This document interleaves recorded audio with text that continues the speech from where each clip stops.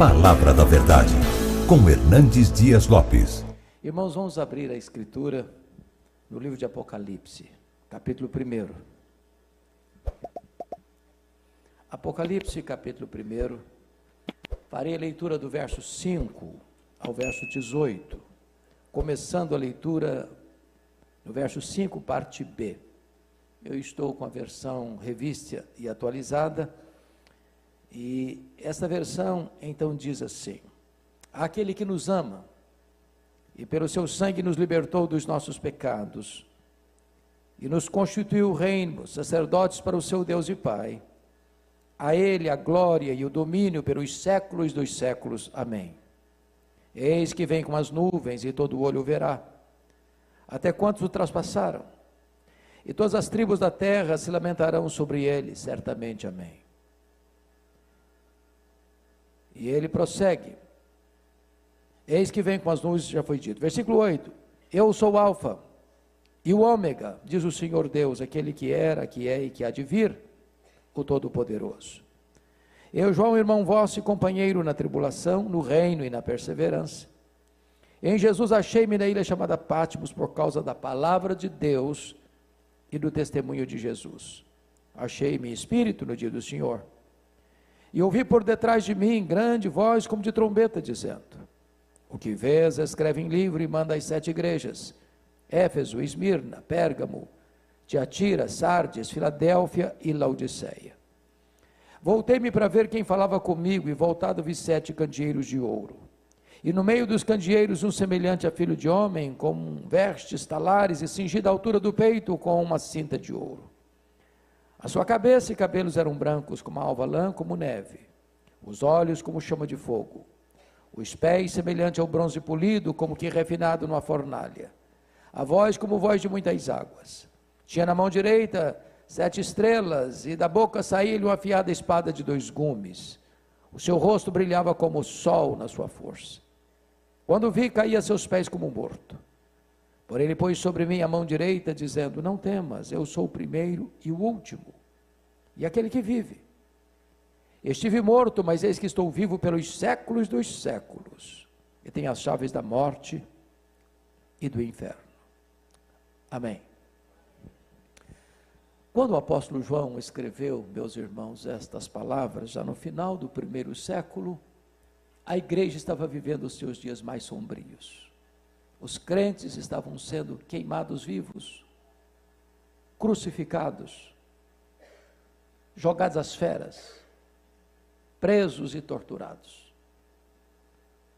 Um banho de sangue. Na verdade, este 1º século foi marcado por tempos de turbulência, de grandes angústias, de grandes dores. Porque os homens que assumiram o comando do Império Romano, na sua maioria, eram homens maus e perversos. Poderíamos fazer uma breve retrospectiva para situar esse texto e entrar na exposição dele, recordando aqueles que governaram o Império Romano. Voltemos então a César Augusto, que governou do ano 27 a.C. ao ano 14 depois de Cristo, foi quando Jesus nasceu em Belém da Judéia. Relembremos Tibério César, seu substituto, que governou do ano 14 ao ano 37 da era cristã, foi quando Jesus foi crucificado, sepultado, ressurgiu dos mortos e voltou ao céu.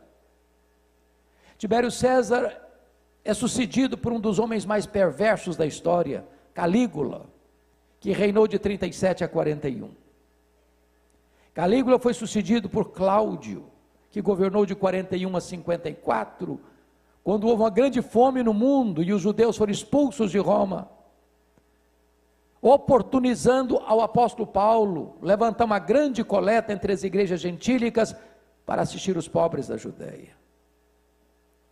Cláudio foi substituído por Nero, talvez o mais perverso de todos os imperadores de Roma, aquele que incendiou a capital do império, aquele que crucificou os cristãos, queimou-os em praça pública e ordenou o martírio de Paulo e Pedro.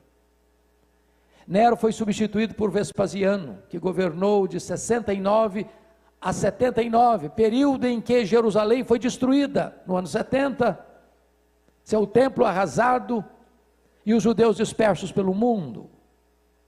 Nesse mesmo ano 70, no governo de Vespasiano, foi inaugurado em Roma o Coliseu Romano, o Anfiteatro da Morte, onde numa festa de inauguração de 100 dias, mais de 10 mil crentes foram mortos com requinte de crueldade.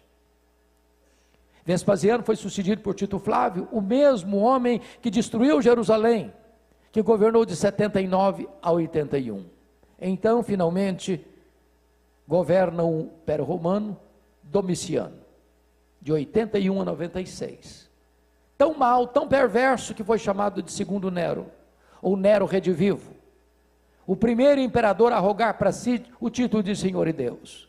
Foi este imperador Domiciano que deportou o apóstolo João, então pastor da igreja de Éfeso, para uma colônia penal, para uma ilha vulcânica do Mar Egeu, para a ilha de Patmos.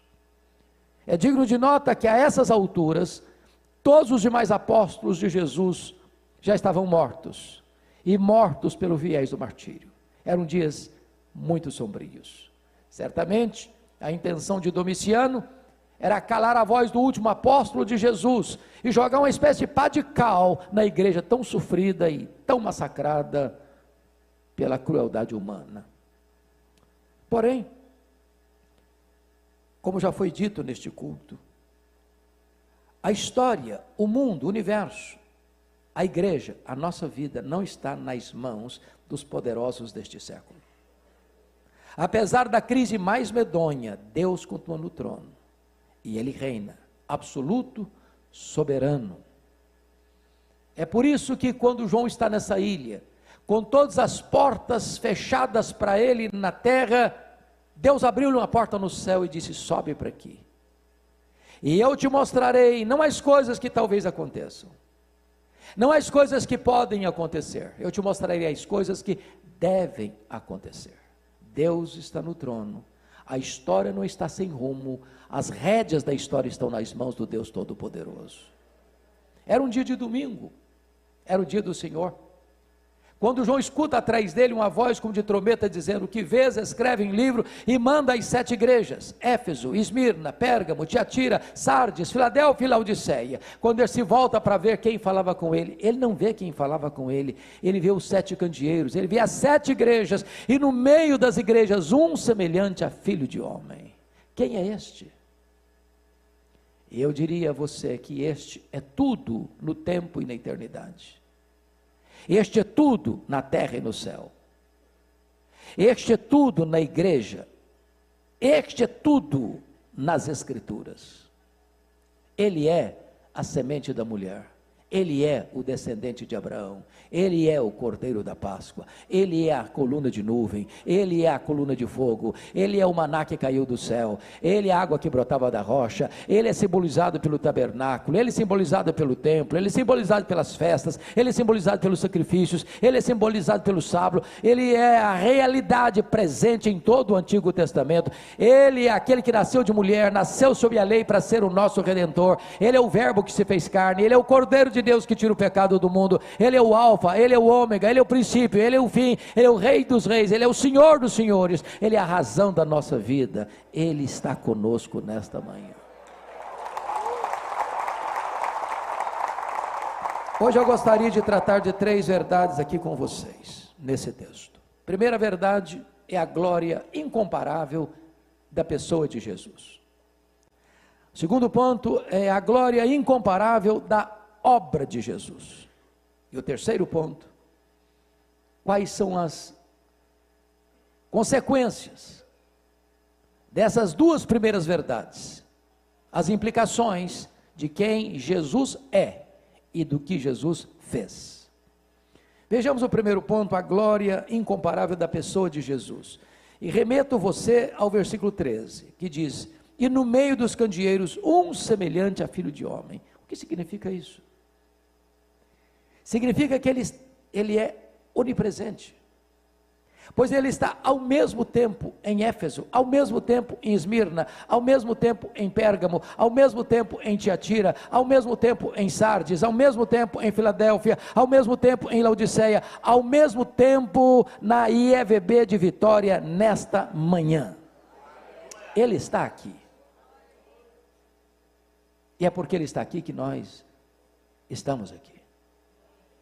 Segundo lugar, note comigo o versículo 14, a sua cabeça e cabelos eram brancos como alvalã, como neve. O que é que essa imagem significa? Significa que ele é eterno. Ele existe antes do tempo, antes do princípio, antes da criação. Portanto, ele é eterno. Ele está fora do tempo, ele está além do tempo, ele está dentro do tempo, ele é transcendente, ele é imanente, ele é Deus de eternidade a eternidade. É o Cristo que adoramos nesta manhã. Terceiro, veja comigo o versículo 14, quando diz que os olhos são como chama de fogo. E o que significa isso? Significa que ele é onisciente, ele tudo vê, ele tudo conhece, ele é todo sonda, ele conhece o revelado, ele conhece o oculto, ele conhece o cognoscível e o incognoscível, ele conhece o que você sabe e o que você não sabe, ele devasta o universo com o seu olhar onisciente, ele tudo vê, a todo sonda. E é por isso que nas igrejas há um estribilho ao enviar a carta: eu conheço, eu conheço, eu conheço, eu conheço, eu conheço a tua tribulação e a tua pobreza, eu conheço as tuas obras, eu conheço o lugar onde tu habitas, eu conheço o teu nome, eu conheço o teu passado, eu conheço o teu futuro, eu conheço o teu presente, eu conheço as tuas dores, eu conheço as tuas angústias, eu conheço os teus pecados, eu conheço as tuas mazelas, eu conheço as tuas lágrimas, eu conheço o teu desespero. Ele conhece tudo a seu, a meu, a nosso respeito, e apesar disso, Ele nos ama com amor eterno. É claro que nós amamos uns aos outros, porque na verdade nós não conhecemos tudo a respeito dos outros, e nem os outros conhecem tudo a nosso respeito. Se as pessoas de fato soubessem tudo quanto povoa a nossa mente e passa pelo nosso pensamento, talvez se afastariam de nós, chocadas, escandalizadas. Mas o Senhor conhece os seus pensamentos, conhece as suas palavras antes que você as profira, conhece você por dentro e por fora, conhece total e exaustivamente, e não obstante isso, Ele ama você com amor eterno. Mas ainda, veja o versículo 15, os pés são semelhantes a bronze polido, como que refinado numa fornalha. E o que significa isso? Significa que Ele é onipotente, ninguém pode resisti-lo, ninguém pode derrotá-lo, ninguém pode destroná-lo, ninguém pode apagar ou deslustrar a sua glória. Ele é o todo-poderoso Deus, Ele não fica acuado, Ele não fica intimidado, Ele não fica ameaçado, ninguém pode derrubá-lo do trono. Ele é o todo-poderoso Deus. Algumas pessoas, do topo da sua tola arrogância, tentam se insurgir contra ele. Por exemplo, mais recentemente, o patrono dos agnósticos da Inglaterra, Richard Dawkins, escreveu um livro ruidoso, blasfemo, Deus um delírio. Muitos críticos, tentando escarnecer de Deus, da igreja e da Bíblia, disseram: bom, agora desbancou a Bíblia, agora desacreditou este livro, agora Deus não faz mais sentido, Deus não passa de uma ideia maluca. E eu pergunto a vocês, onde está o livro Deus um delírio? Nem com promoção ninguém compra mais, mas a Bíblia continua sendo traduzida, impressa e distribuída aos milhões, e Jesus continua no trono, todo-poderoso. No carnaval de 2025, neste ano, Muitas escolas de samba fizeram apologia ao diabo, na tentativa de humilhar Jesus, de escarnecer de Jesus. Lá em São Paulo, há alguns anos, encenaram no carnaval o diabo arrastando Jesus pelos cabelos rua fora, como se aquilo pudesse derrotar o Filho de Deus. E a cena, pastor Brito, que eu vejo é o Salmo 2. Jesus lá em cima, olhando para a tolice dos homens e rindo. Porque ele, Jesus, quem dá a vida e tira a vida. Ele é quem exalta, ele é quem humilha. Ele é quem põe no trono, ele é quem tira do trono. Ele é quem tem as rédeas da história em suas mãos. Ele que é o todo-poderoso Deus, que virá em glória e colocará todos os seus inimigos debaixo dos seus pés, e reinará com a sua igreja para sempre, e sempre, e sempre. Mas notem comigo, versículo 15 diz, a voz é como voz de muitas águas. E o que significa isso? Significa que a sua voz é irresistível. Na linguagem do salmista, a sua voz despede chamas de fogo, faz tremer o deserto, despedaça os cedros do Líbano, faz as costas darem cria. Esta voz é tão poderosa que pelo poder da sua palavra, ele chamou à existência as coisas que não existiam e criou o universo. A sua voz é tão poderosa que ele dá uma ordem, o sol para, ele dá uma ordem, as estrelas aparecem, ele dá uma ordem, o mar se acalma, ele dá uma ordem, o vento cessa, ele dá uma ordem, a doença não pode mais prosperar, ele dá uma ordem, os demônios têm que bater em retirada, ele dá uma ordem, os anjos saem para obedecê-lo, e essa voz emana da sua palavra e ecoa aqui nesta manhã a poderosa voz do Evangelho de Cristo Jesus. Mas ainda, notem comigo o verso 16, tinha na mão direita 7 estrelas, e da boca saíram afiada espada de 2 gumes, e o que representa isso? Significa que ele é imbatível na peleja e na batalha. Quando nós falamos, por exemplo, do Armagedon, que é uma região geográfica, Israel, e alguns pegam isso tão somente literal, aquela região belíssima que você vê, lá do Monte do Precipício, na cidade de Nazaré.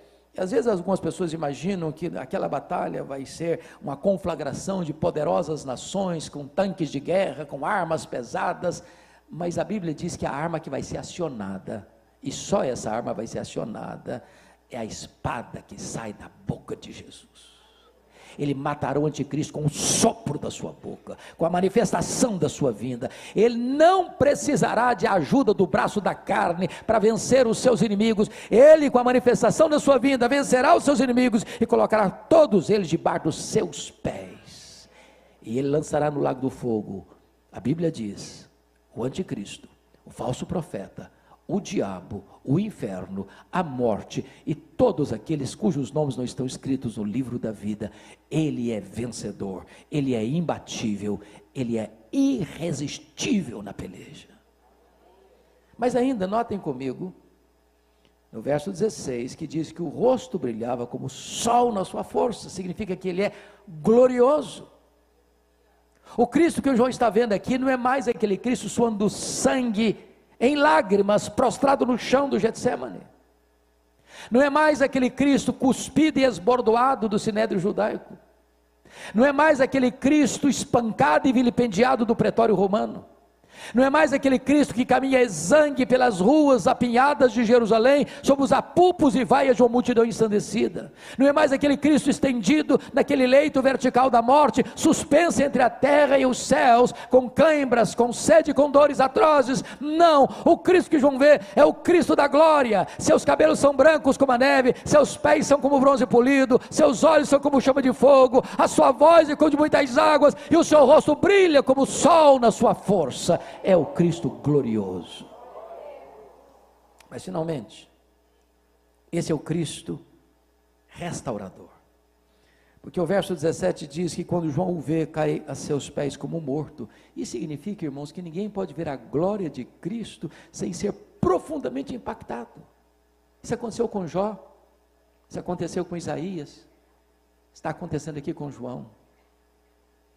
E ao cair como morto aos seus pés, o Senhor pôs a mão direita sobre ele e disse: João, não fica com medo não, porque eu sou o primeiro e o último, Eu estive lá atrás no começo, eu estarei lá na frente no futuro, e eu estou com você no processo. Não tenha medo não, João, porque eu estive morto, mas estou vivo pelos séculos dos séculos. Nós não estamos aqui adorando o Cristo que esteve vivo e está morto, nós estamos adorando o Cristo que esteve morto e está vivo pelos séculos dos séculos. Não tenha medo não, João, porque eu tenho as chaves da morte e do inferno. Quem tem as chaves tem a força, quem tem a chave tem o poder, quem tem a chave tem o controle, quem tem a chave tem a autoridade. Jesus manda no céu, Jesus manda na terra, Jesus manda no inferno. Ele é o soberano Senhor do universo, e este é o Cristo que essa igreja proclama, este é o Cristo que nós adoramos, este é o Cristo presente conosco nesta manhã. Ele é glorioso, incomparavelmente, em sua pessoa. Mas o segundo ponto da mensagem tem a ver com a glória, não da sua pessoa, mas agora da sua obra. Comecemos com o verso 5, a parte B, quando diz assim: há aquele que nos ama. A primeira verdade que eu destaco é que Jesus ama você. Bom, eu vou repetir porque essa não é uma frase comum. Jesus ama você. Eu não conheço, pastor Davis, remédio mais eficaz para curar autoestima achatada e complexo de inferioridade do que esta verdade. Deus, Jesus, ama você. Mas Ele ama você com amor eterno. O céu não existia ainda. O sol não brilhava ainda. As galáxias não existiam ainda. Os anjos não existiam ainda. Mas você já existia no coração dele. Mas, perdoe-me se isso vai ferir você. Ele não ama você por causa de você. Por causa dele mesmo. A causa do amor dele por você e por mim não está em nós, está nele. Ele não nos amou por causa dos nossos méritos, mas apesar dos nossos deméritos. Ele não nos amou por causa das nossas virtudes, mas apesar dos nossos pecados. O amor dele por você e por mim é um amor imerecido, porque ele nos amou quando éramos fracos, ímpios, pecadores e inimigos. Então nunca permita que, por causa dos problemas naturais da vida, por uma hora, um momento, você questione se ele ama você mesmo. Porque ele não escreveu em letras de fogo nas nuvens, eu te amo, ele esculpiu na cruz do Calvário, eu te amo. A segunda verdade, segunda obra, está aí no verso 5 ainda, quando diz assim: e pelo seu sangue nos libertou dos nossos pecados. A primeira verdade é que ele ama você. A segunda verdade é que ele morreu por você. Ele não poupou a sua própria vida. Ele entregou a si mesmo. Ele disse: ninguém tira a minha vida de mim, eu pelo contrariamente a dou. Ele não foi para aquela cruz esperneando. Ele não foi um mártir. Ele caminhou para aquela cruz como um rei caminha para a sua coroação. E a Bíblia chega a dizer que ele não levou em conta a ignomínia, a vergonha da cruz, pela alegria que lhe estava proposta, a alegria de salvar você com a sua graça e dar a você a vida eterna. Ele não morreu naquela cruz porque foi uma vítima do sistema do poderoso Império Romano. Ele não morreu naquela cruz porque ele sucumbiu ao poder do Sinédrio judaico. Ele não morreu naquela cruz porque Judas o traiu por ganância, porque Pedro negou por covardia, porque Pilatos o sentenciou à morte por conveniência, ou porque os soldados romanos cruelmente o pregaram naquele leito. Ele morreu naquela cruz por amor a você, voluntariamente. Agora notem, está escrito que pelo seu sangue nos libertou dos nossos pecados, e isso implica que então o pecado escraviza. Isso significa que o homem não pode libertar a si mesmo de seus pecados. Isso significa que você não pode limpar a você mesmo das manchas e máculas do pecado. Irmãos queridos, o homem não consegue lidar sozinho com a sua culpa por causa do pecado. Nenhuma terapia humana, nenhuma psicanálise humana, nenhuma cerimônia religiosa, nenhuma psicologia de autoajuda pode resolver o seu problema. Somente o sangue de Jesus pode libertar e limpar você de todo o pecado. Nesta manhã Ele está aqui. E Ele é poderoso para libertar os cativos. Ele é poderoso para purificar você com o seu sangue. Ele é poderoso para tirar as algemas que prendem você no vício, nas mazelas deste mundo. Ele é poderoso para libertar a sua consciência do flagelo e do chicote da culpa. Há poder no sangue de Jesus. A terceira verdade, terceira obra, está aí no versículo 6. E nos constituiu reino e sacerdotes para o seu Deus e Pai. Primeiro, Ele amou você. Segundo, Ele morreu por você. Terceiro, Ele exaltou você. Todos vocês muito bem sabem que lá no Antigo Testamento, nenhum sacerdote podia ser rei, nenhum rei podia ser sacerdote. O rei Uzias, do topo da sua arrogância, depois de 5 décadas no poder, quis usurpar o ofício sacerdotal e entrou no templo para queimar incenso, e Deus o carimbou com lepra até a morte. Porém, quando Jesus veio, Ele ocupou o tríplice ofício: profeta, sacerdote e rei. E agora você que crê nele, é constituído por ele, rei e sacerdote. Corre nas suas veias mais do que sangue azul. Você é filho do Rei dos Reis e do Senhor dos Senhores. Agora você não precisa de alguém representar você diante de Deus. Agora você não precisa de um guru espiritual. O véu do tempo foi rasgado de alto a baixo. Agora você pode entrar na sala do trono. Agora você pode penetrar junto, além do véu. Agora você pode falar com Ele em qualquer lugar, em qualquer hora, sob qualquer circunstância. Agora você tem livre acesso à presença de Deus. Agora você é sacerdote real. Louvado seja o Senhor. Mas em quarto lugar, primeiro, Ele amou você. Segundo, Ele morreu por você. Terceiro, Ele exaltou você. Mas em quarto lugar, Ele voltará para você. O versículo 7 é específico: eis que vem com as nuvens e todo olho o verá.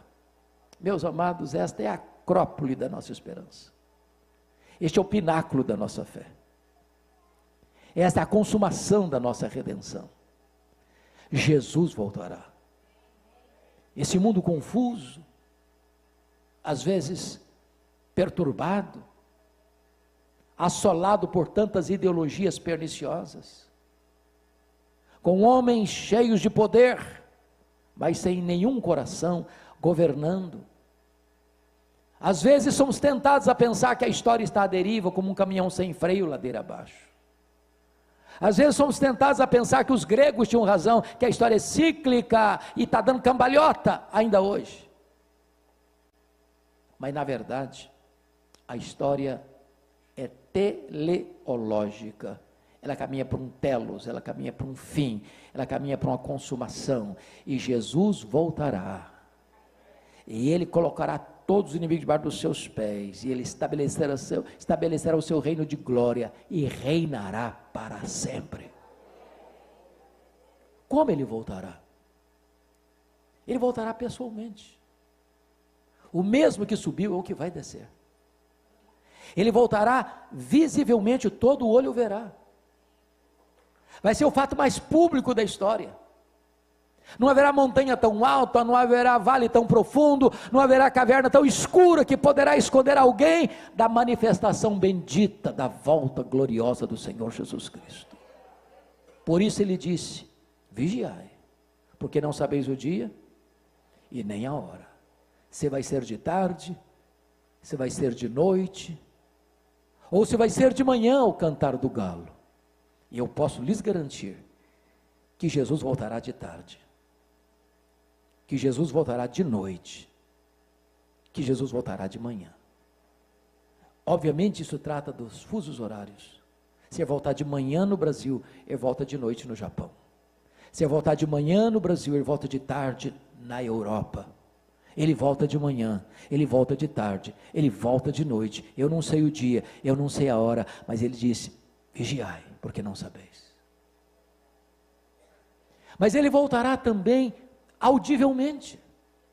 Ouvida a voz do arcanjo e ressoada a trombeta de Deus, ele voltará. Se vai ser o fato mais público da história, há de ser também o fato mais sonoro da história. Mas a Bíblia diz que ele voltará também repentinamente. Vai ser como um relâmpago que risca os céus do oriente ao ocidente. Vai ser como abrir e fechar de olhos. Isso significa que não haverá tempo de preparar naquele momento. Ou você tem azeite na sua lamparina, ou então você não entrará nas bodas do Cordeiro.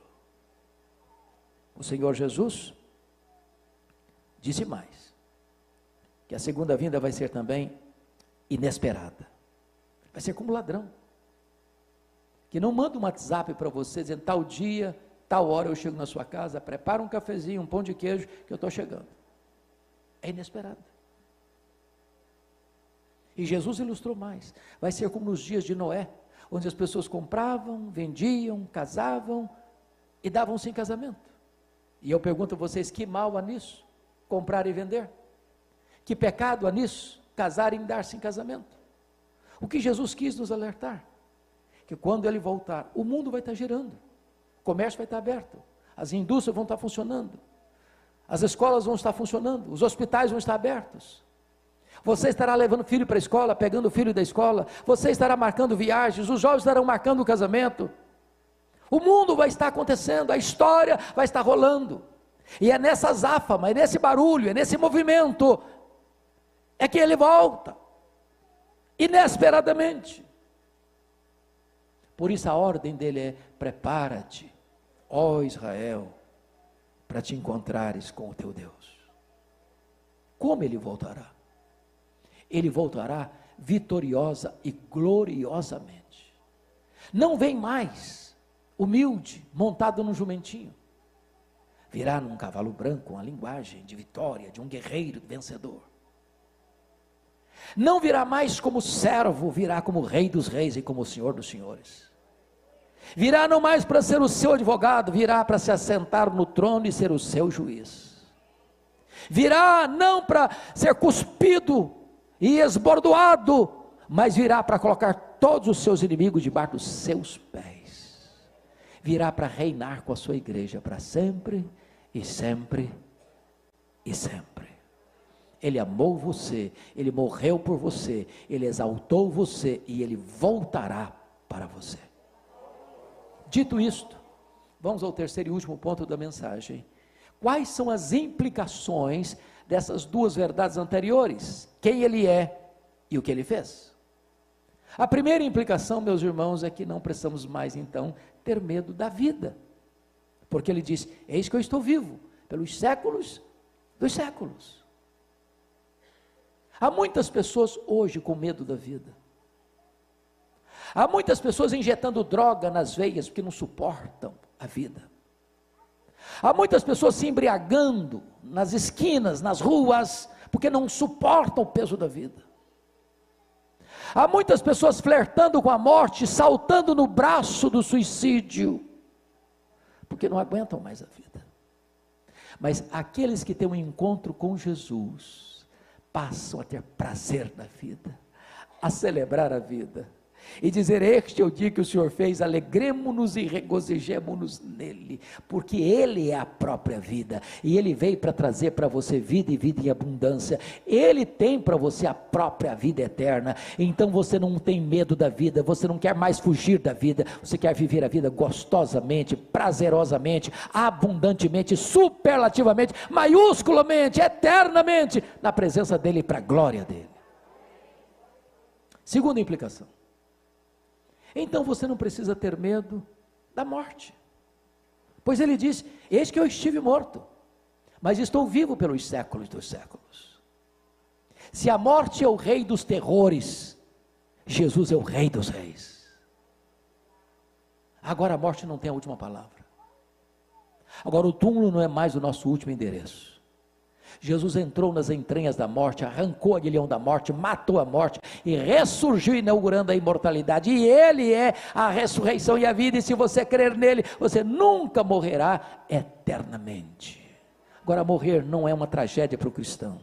A Bíblia diz: morrer é deixar o corpo e habitar com o Senhor, é partir para estar com Cristo, o que é incomparavelmente melhor. Terceiro, primeiro, você não precisa ter medo mais da vida. Segundo, você não precisa ter medo mais da morte. Terceiro, você não precisa ter medo do desconhecido. Me permita clarear um pouco mais esse ponto. Me permita uma pergunta diagnóstica, então. Quantos aqui neste seleto auditório já nasceram de novo? Tem alegria da salvação e sabe que o seu nome está escrito no livro da vida? Levanta a mão só para eu saber. Bendito seja Deus. Bendito seja Deus. Isso significa que você e eu, então, cremos que o céu é o nosso lar e a nossa pátria. Disso não temos dúvida. Porém, a certeza da vida eterna não nos tira a humanidade e a limitação humana. Por exemplo, eu sei que eu vou para o céu, mas eu não sei o que vai acontecer comigo daqui a 5 minutos. Eu não enxergo no escuro, eu não enxergo na curva. Nem pastor Brito, nem pastor Davidson pode ter garantia de que todas as pessoas que estão nesse auditório hoje estarão vivas no próximo culto público desta igreja. Quando João, meus irmãos, foi levado para aquela ilha, para aquela colônia penal, para a ilha de Pátimos, o ambiente era muito sombrio. Os pares de João, seus condiscípulos, estavam mortos. Os crentes estavam ardendo em chamas nas praças. Os crentes estavam sendo crucificados, jogados às feras. Parecia o fim. Parecia que o final era triste demais para João. Ele morreria na solidão daquela ilha. Porém, o nosso Deus é especialista em mudar o placar do jogo. O nosso Deus é especialista em virar a mesa da história. Porque quando todas as portas se fecharam para ele, Deus diz: sobe para aqui. E quando ele sobe, ele vê um trono e alguém é sentado no trono. Ele não ousa descrever quem está sentado no trono, apenas ilustra com pedras preciosas. É o santo, santo, santo Deus, que tem um livro escrito por dentro e por fora em sua mão direita. E uma pergunta é feita no céu, na terra e debaixo da terra: quem é digno de abrir o livro e desatar os seus selos? E ninguém foi encontrado digno, nem de abrir o livro, nem de olhar para ele. E diz a Bíblia que João chorava muito.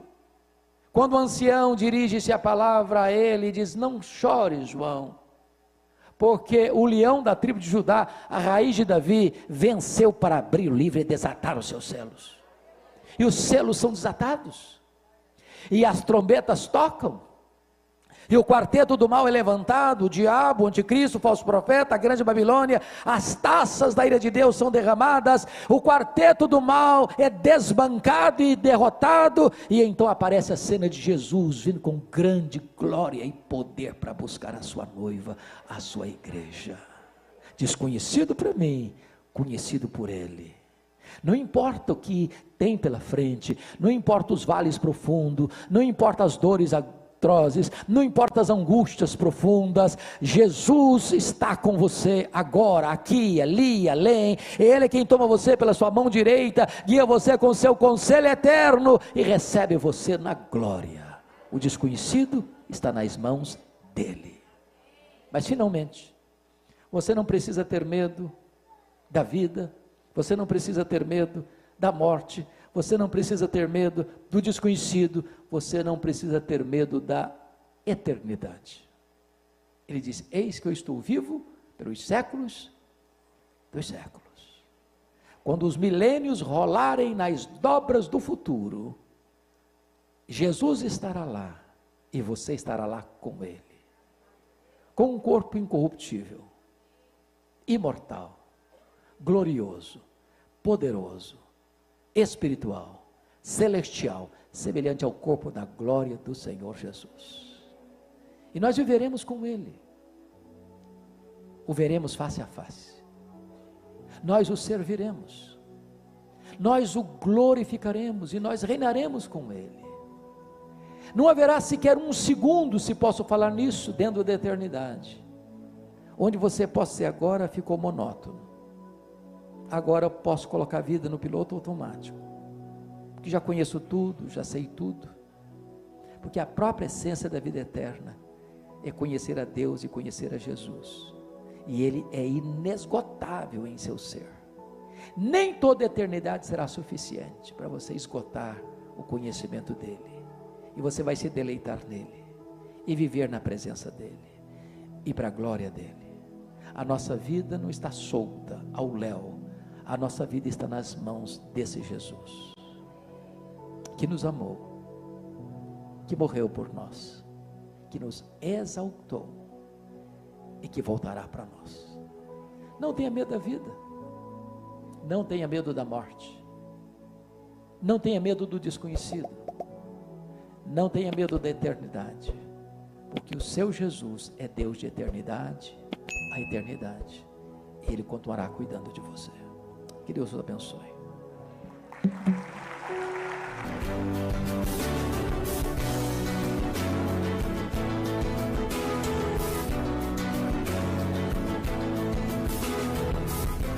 Palavra da Verdade, com Hernandes Dias Lopes.